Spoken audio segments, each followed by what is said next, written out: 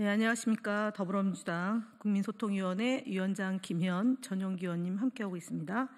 4월 7일 월요일 주말간 민주파출소 제보 및 주요 대응 현황 브리핑 하겠습니다.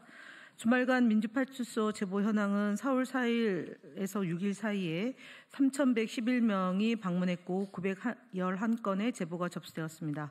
매체별로는 SNS가 20.31%로 가장 높은 수치를 기록했고 그 뒤로는 유튜브 17.34%, 네이버 14.71%, 현수막 10.10%, 커뮤니티가 7.24%로 제보되었습니다. 주말간 있었던 주요 제보 내용은 민주당 등 진보 진영 인사에 대해 중국, 북한과 연계해 공산 프레임을 씌우려 하는 정황이 다수 접수됐습니다. 스레드 등에서는 중국 정부에서 일하는 지인이 알려준 내용이라며 김어준, 이재명, 민주당 국회의원, 김정은, 시진핑 등이 미성년자 성범죄와 마약 파티에 연루되어 있다는 터무니없는 내용이 유포되고 있습니다. 또한 윤석열 대통령의 탄핵을 인용한 헌법재판관이 뇌물을 받았다는 허위 사실이 다시 퍼지고 있다는 제보도 있습니다. 과거 박지원 의원이 200억 원을 헌법재판관들에게 전달했다는 등의 내용이 유튜브 기반의 이른바 좀비 채널을 통해 대량 유포된 바가 있습니다. 윤석열 탄핵 이후 SNS와 카카오톡 오픈 채팅방 등을 통해 이재명이 우파 재판관들에게 200억씩 주었다는 허위사실이 변질되어 확산되고 있습니다.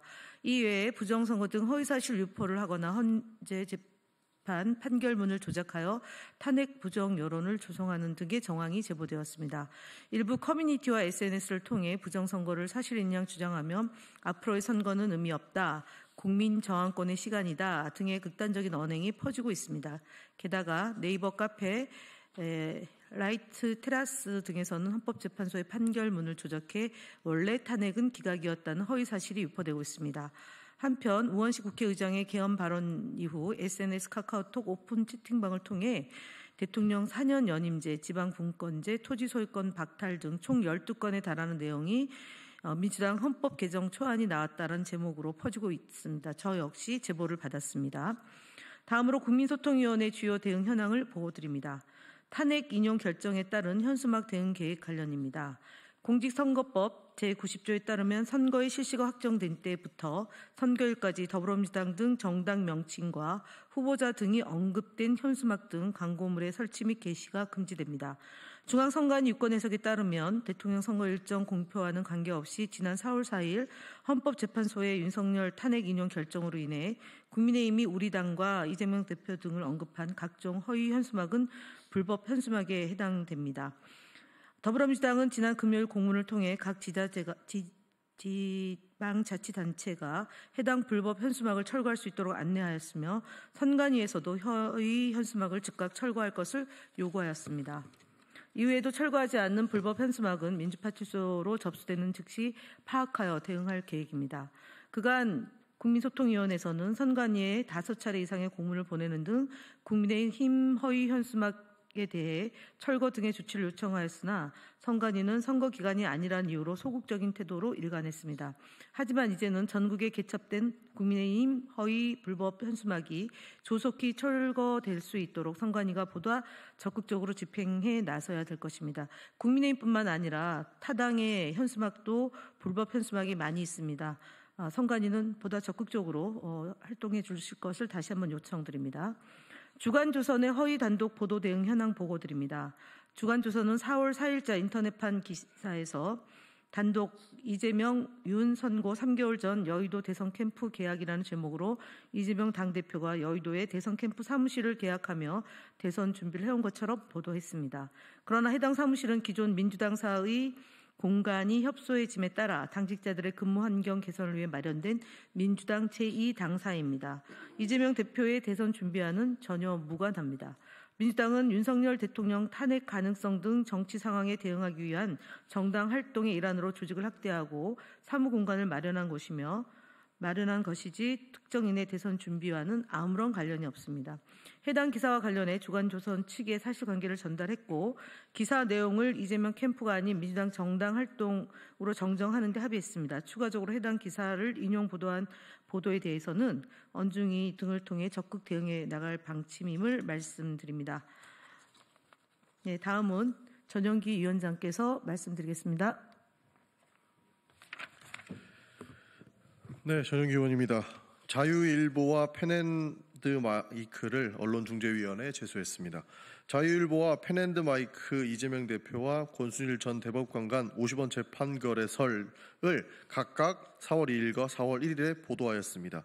그러나 김만배의 50원 클럽의 구성원만 살펴보더라도 이재명 대표와는 전혀 무관하다는 사실을 쉽게 확인할 수 있습니다. 그럼에도 불구하고 심증이 확증이 믿음으로 둔갑하려고 하는 보도 행태는 매우 우감스럽습니다. 해당 기사에 대해서는 언론중재위원회에 제소했다는 말씀을 드리겠습니다. 시사 프로그램 패널 구성 불균형 문제에 대한 방송 대응 현황을 보고드리겠습니다. 국민소통위원회는 주요 시사 대담 프로그램에 출연하는 패널의 정당별 대표성과 구성의 균형 여부를 매일 모니터링하고 있습니다. 이와 관련해 3월 28일 31일자 연합뉴스TV 뉴스포커스와 3월 25일, 28일, 29일, 31일 TV조선 시사쇼 정치다에 대해 출연 패널 구성의 불균형으로 인한 공정성 위반 소지가 있다고 판단하여 방송통신심의위원회에 민원을 제기하였습니다. 정강훈 TV 등 유튜브 채널에 대한 대응 현황 보고입니다. 윤석열 대통령 파면 이후 보수 유튜브 채널에 대한 모니터링을 실시하였습니다. 4월 4일 5일자 정강훈 TV 영상에서는 혁명을 준비하라라는 발언이 있었고, 전한길 뉴스 4월 4일자 영상에서는 사실상 헌재 판결을 부정하며 탄핵 승복을 거부하는 취지의 내용을 담고 있다고 판단했습니다. 해당 영상들에 대해서 유튜브 커뮤니티 가이드라인 위반으로 신고 조치를 취하였으며 법률적 대응을 위한 검토도 의뢰한 상황입니다.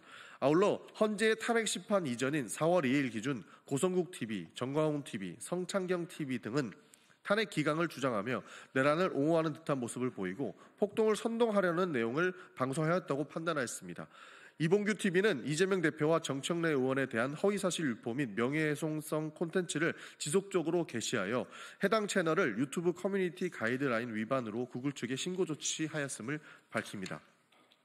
또한 문영배 헌법재판소장에 대한 살해 협박 영상을 게시한 유튜브 채널 좋은 대한민국 유재명은 구글의 조치로 삭제되었습니다. 그러나 이후 운영자는 좋은 대한민국 유재명 3이라는 유사 채널을 개설해 활동을 재개하였으며 이 채널 또한 재신고를 통해 삭제되었습니다. 유튜브 정책상 징계를 받은 운영자는 새로운 계정을 만들 수 없기에 국민소통위원회는 100번째 유사 계정이 만들어지더라도 끝까지 추적하고 강력히 대응하겠습니다. 나무젓가락 자작극, 허위주장 유튜브 채널 아포유에 대한 경찰 고발을 현황을 보고드리겠습니다. 지난해 1월 부산 가덕도에서 발생한 이재명 대표에 대한 정치 테러와 관련하여 유튜브 채널 아포유는 젓가락에 의한 자작극이라는 허위사실을 유포한 바 있습니다. 이에 대해 해당 채널 운영자 이모 씨를 경찰에 고발하였고 수사 결과 혐의가 인정되어 불구속 구공판 결정이 내려졌습니다. 이 판결을 통해 정치적 테러 사건에 대한 허위사실 유포가 결코 용납될 수 없음을 분명히 알리는 계기가 되기를 기대합니다. 국민의힘 거짓말 시리즈도 바로 보고드리겠습니다. 81번째입니다.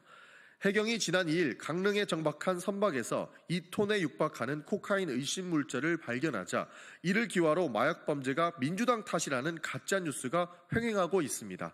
이 와중에 익명의 국민의힘 중진 의원이 뉴데일리 보도를 통해 마약 범죄 규모가 이제는 톤 단위까지 되어가고 있는데 마약 수사하는 비용을 깎아버리는 게 말이 되느냐라고 주장하였습니다. 국민의힘까지 가짜 뉴스에 숟가락을 얹고 있는 것입니다. 마약 범죄가 민주당 탓이라는 주장의 근거는 검찰 특갈비를 삭감했기 때문이라고 합니다. 이는 터무니없는 중상모략이며 거짓말입니다. 그동안 검찰의 특활비는 쪼개기 결제 등 각종 편법에 사용해 검찰 수뇌부의 쌈짓돈처럼 전용되어 왔습니다. 그 사용처 역시 확인하기 어려운 실정이었습니다.